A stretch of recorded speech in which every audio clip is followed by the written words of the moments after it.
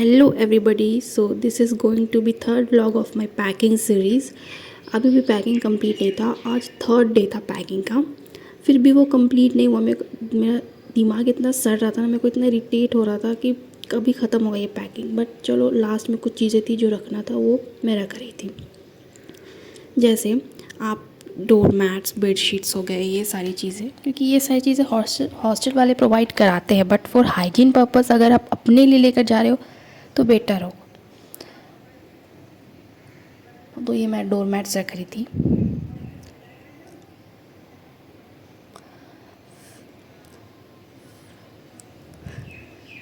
फिर मैंने बेडशीट ले रखा था।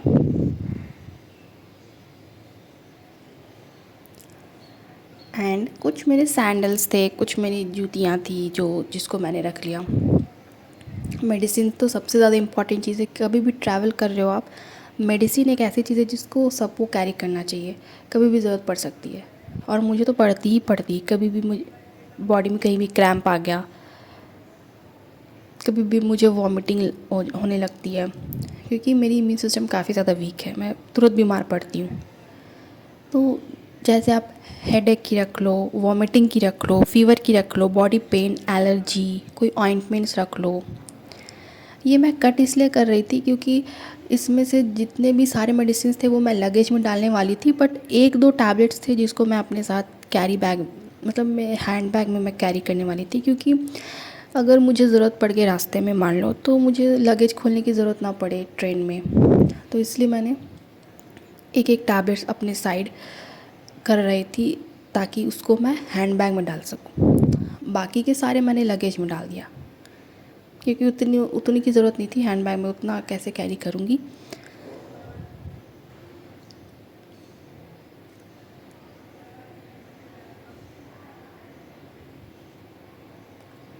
ये मेडिसिन सारी मैं पहले ही ले आई थी।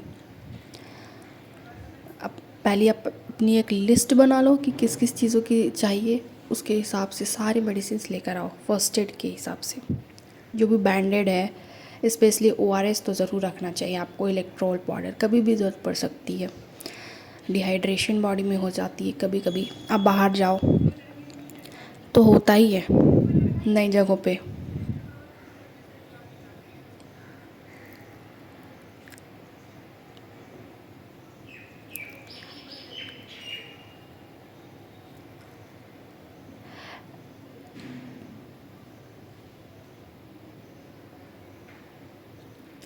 फिर मैं सोच रही थी कि इतने सारे, जो ये रहा मेरा वॉमिटिंग का स्पेशली, उसको मैं दो दो टैबलेट रखने वाली थी, क्योंकि मेरा तो पता नहीं ट्रैवलिंग का और वॉमिटिंग का क्या कनेक्शन है।